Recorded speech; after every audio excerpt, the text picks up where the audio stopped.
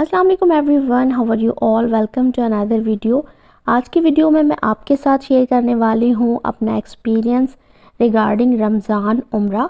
कुछ टिप्स आपके साथ शेयर करूँगी, ज़रूरी बातें जो कि अगर आप रमज़ान में उम्रे के लिए आ रहे हैं तो आपके लिए बहुत मुफीद साबित होंगी।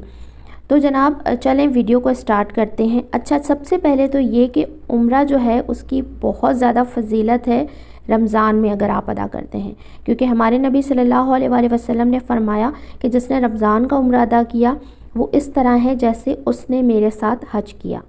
तो इतनी ज़्यादा फजीलत के बाद लोगों की ये ख्वाहिश होती है कि वो रमज़ान में अगर उम्रे पे जा ही रहे हैं तो रमज़ान के मंथ का वो इंतखाब करते हैं।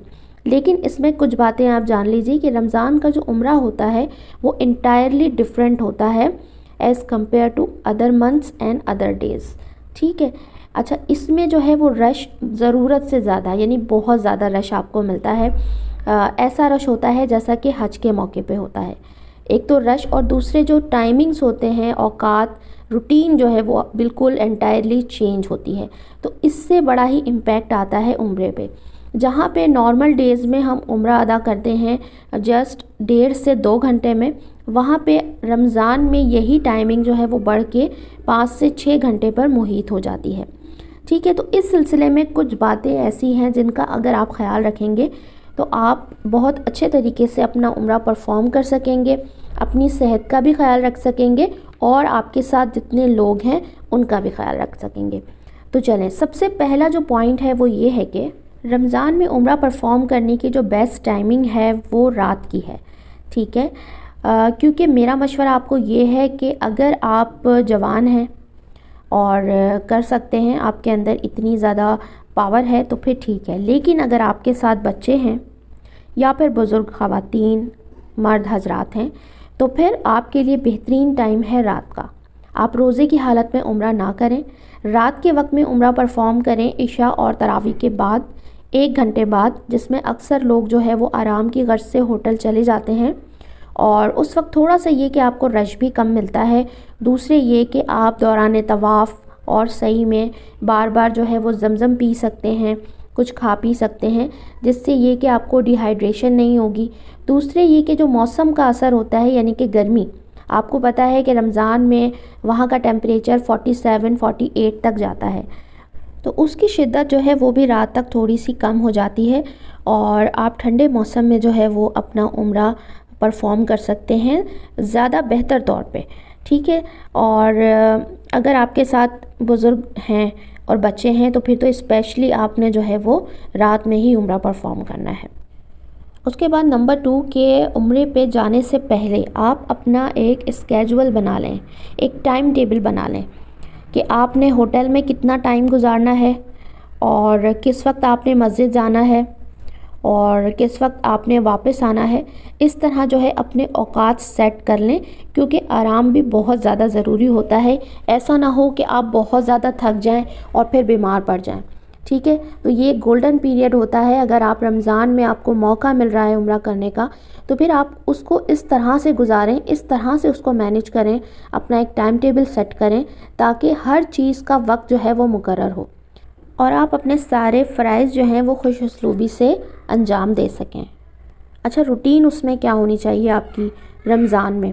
तो देखें, हमारी रूटीन ये होती है कि जब हम रमज़ान में उम्रे पे जाते हैं तो फिर ज़ोहर की जो नमाज़ है वो हम अक्सर जो है वो होटल में ही अदा करते हैं, क्योंकि उस वक्त इतनी शदीद धूप होती है बाहर कि आपका निकलना थोड़ा सा मुश्किल हो जाता है।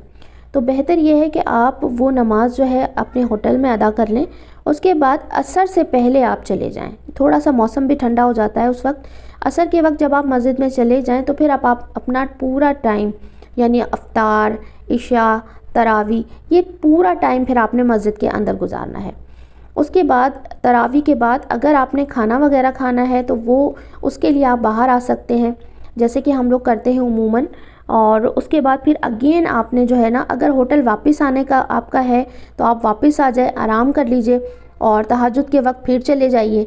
या अगर उसी तरह कंटिन्यू करना चाहते हैं, खाना खाने के बाद दोबारा से आप अंदर चले जाएं मस्जिद में और फिर वहाँ पे अपना टाइम गुजारें, तहज्जुद पढ़ें, उसके बाद सहरी करें, फजर पढ़ें और फजर पड़ने के बाद फिर आप अपने होटल में वापस आ जाएं और फिर वहाँ पे आपने फिर सो जाना है आकर, और ज़ोहर तक आपने फिर आराम करना है। और बेहतर यही है कि ज़ोहर जो है वो आप होटल में पढ़ लें, लेकिन अगर आप इस तरह नहीं चाहते और ज़ोहर में भी जाना चाहते हैं तो फिर ये आपकी अपनी मर्ज़ी है, आप जा सकते हैं। उसके बाद नंबर 3 जो पॉइंट है वो बड़ा ही इम्पॉर्टेंट है, वो है आपके बजट के हवाले से। देखिए, जब हम आम दिनों में उम्रे पे जाते हैं और रमज़ान में उम्रे पे जाते हैं तो दोनों में बहुत ज़्यादा डिफरेंस है, इंटायरली डिफरेंट है। मैंने जैसे कि पहले कहा, तो हर चीज़ के जो बजट है वो भी समझे डबल आपका हो जाना है। तो इस लिहाज से आपने पैसे लेके जाने हैं और हर चीज़ का बजट जो है वो डबल है, चाहे वो ट्रांसपोर्टेशन हो, टैक्सी सर्विसेज हों या फिर होटल्स हों। आपको पता होगा कि रमज़ान में तमाम होटल्स जो होते हैं वो मोस्टली फुल होते हैं और उनके जो चार्जेस होते हैं वो डबल से भी ज़्यादा हो जाते हैं। इसके अलावा खाना, इन तमाम चीज़ों का जो बजट है ना वो आपका डबल हो जाना है। तो इन चीज़ों को आपने बहुत ही मद्देनज़र रखना है। ऐसा ना हो कि आप नॉर्मल डेज़ की तरह वही प्लानिंग करके वही सब कुछ करके आप चले जाएं और फिर वहाँ जाके आपको किसी न किसी परेशानी का सामना करना पड़े। उसके बाद नंबर 4 पॉइंट ये आता है कि जितने लोग अगर पाकिस्तान, इंडिया और बांग्लादेश से जा रहे हैं, पैकेज के थ्रू जा रहे हैं, तो फिर लाजमी सी बात है उनके होटल की बुकिंग हो चुकी होगी। लेकिन जितने लोग यहाँ सऊदीया से डिफरेंट सिटीज़ से जाते हैं, जैसे कि दम्माम से जा रहे हैं, रियाद से जा रहे हैं, जुबैल से जा रहे हैं, उनके लिए मशवरा है वो कभी भी ये ना सोचें कि हम वहाँ जाके होटल बुक कराएंगे। तो देखें, ऐसे में जब आप रोज़े की हालत में हो और हरम पहुँचें तो फिर जो है आपको होटल को मिलने में बहुत ज़्यादा दिक्कत, बहुत ज़्यादा परेशानी का सामना होता है, क्योंकि रमज़ान में होटल्स आपको नहीं मिलते। बहुत पहले से उनकी बुकिंग हो चुकी होती है, रमज़ान के भी पहले से तमाम होटल्स जो हैं वो फुल होते हैं। तो किसी भी परेशानी से बचने के लिए आपने पहले से अपना होटल या तो एजेंट के थ्रू या फिर booking.com या जो भी आपके वसाइल हैं उनके थ्रू आपने उम्रे की जो बुकिंग है होटल की वो आपने करवा के जानी है लाजमी। ठीक है जी। इसके बाद अगर आप किसी ऐसे होटल में ठहरे हुए हैं जो कि काफ़ी दूर है, डिस्टेंस पे है और शटल सर्विस वाला होटल है, तो फिर ये भी जान लीजिए कि उस वक्त रमज़ान के दौरान जो है, जब नमाज के औकात में शटल रवाना हो रही होती हैं तो इतना ज़्यादा कोई रश होता है कि उसमें अपने लिए जगह बनाना तकरीबन नामुमकिन हो जाता है बाज़ औक़ात। तो इस सिलसिले में अगर आपके साथ बच्चे या बुज़ुर्ग अफराद हैं तो फिर आपने अपने लिए अलहदा से टैक्सी का इंतज़ाम करना होगा, क्योंकि अगर आप शटल के ही इंतज़ार में रहेंगे तो कभी भी टाइम पर हरम नहीं पहुंच पाएंगे रश की वजह से। ठीक है। उसके बाद नंबर 6 पे आता है व्हील चेयर। अच्छा, अगर आपके साथ बुज़ुर्ग अफराद हैं और आप उन्हें व्हील चेयर पे उम्रा करवाना चाहते हैं रमज़ानुल मुबारक में, तो जान लीजिए कि उसका भी इंतज़ाम आपने ख़ुद करके जाना है। ठीक है। तो इस सिलसिले में 2-3 बातें हैं कि अगर आप जिस होटल में ठहरे हुए हैं वहाँ से आप पता कर लें रिसेप्शन से, क्योंकि मोस्टली होटल्स में 80% होटल्स जो होते हैं उनके पास उनकी अपनी व्हील चेयर्स होती हैं जो कि वो अपने कस्टमर्स को प्रोवाइड करते हैं अगर उनके साथ बुज़ुर्ग अफराद होते हैं। ठीक है। तो ये आपने लाजमी पता करना है।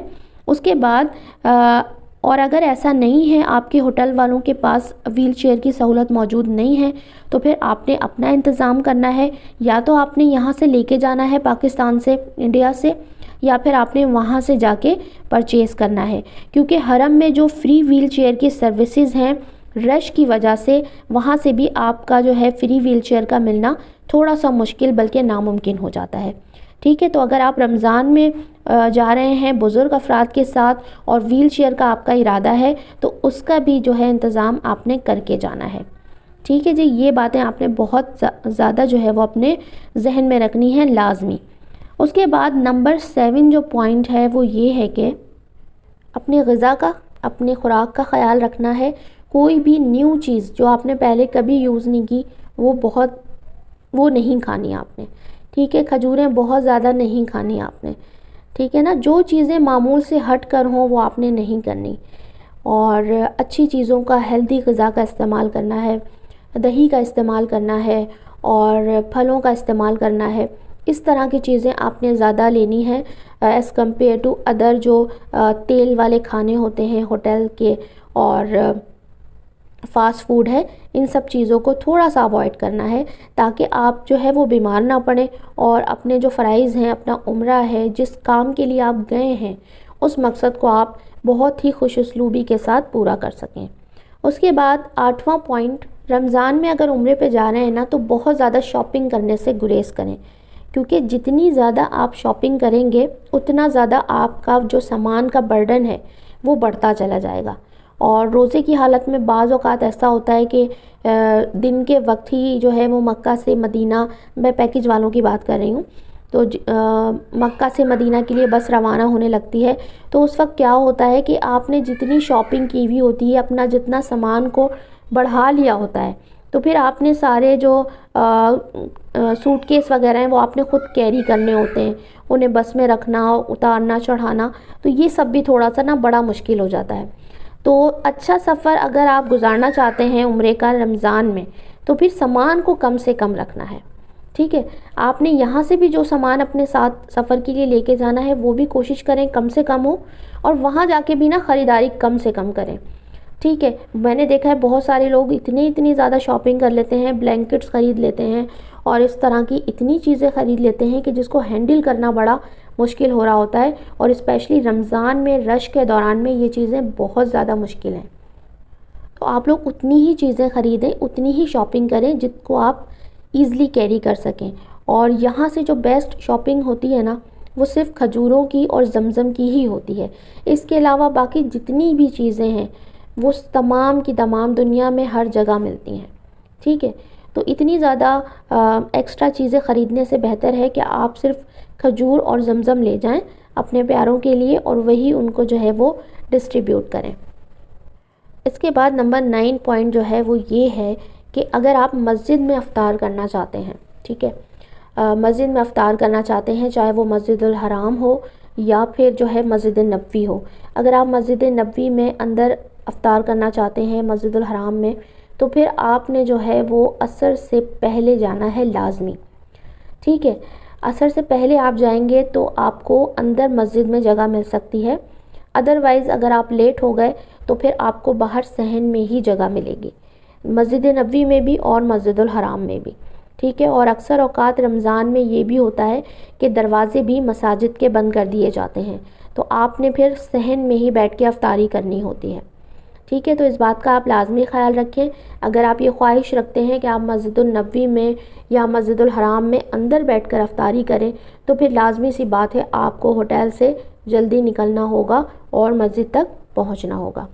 इसके बाद लास्ट पॉइंट जो कि मैं समझती हूँ कि बहुत ज़्यादा इम्पॉर्टेंट है, वो ये कि जो लोग अदर कंट्रीज़ से आ रहे हैं और प्लेन में उनका सफ़र है, तो वो अपनी फ़्लाइट देख लें कि वो किस वक्त की है। अगर आप दिन में पहुंच रहे हैं मक्का या फिर शाम के वक्त पहुंच रहे हैं, रोज़े की हालत में हैं, तो फिर बेहतर ये है कि आप उसी वक्त, क्योंकि उस वक्त जब आप फ़्लाइट से आए हुए होते हैं तो आपने ये तो एक तो फ़्लाइट की थकन होती है, दूसरे ये कि फिर आप जद्दा से जो है वो मक्का आते हैं, तो उस वक्त जो बाय रोड सफ़र होता है 1.5 घंटे का, उसमें भी बंदा थोड़ा सा थक जाता है। तो उस वक्त जब आप बहुत ज़्यादा थके हुए होते हैं और फिर रोज़े की भी हालत हो, तो फिर मेरा मशवरा है कि आप होटल में ना थोड़ा सा आराम करें, 2 से 3 घंटे आप आराम करें। लेकिन उस आराम में भी जो एहराम की पाबंदियाँ हैं ना, आपने उसका ख़याल रखना होगा। बहुत ख़याल से आप थोड़ा सा आराम कर लें, सो जाएं, ताकि ये कि आपके जो सेहत है ना वो भी बहुत ज़्यादा ज़रूरी है, उसका भी ठीक रहना बहुत ज़्यादा ज़रूरी है। तो उसके बाद आराम के बाद आप जब फ्रेश हो जाए ना, तो उस वक्त फिर आप मस्जिदुल हराम के लिए और उम्रे के लिए निकलें और उसके बाद अपना उम्रा परफॉर्म कर लें।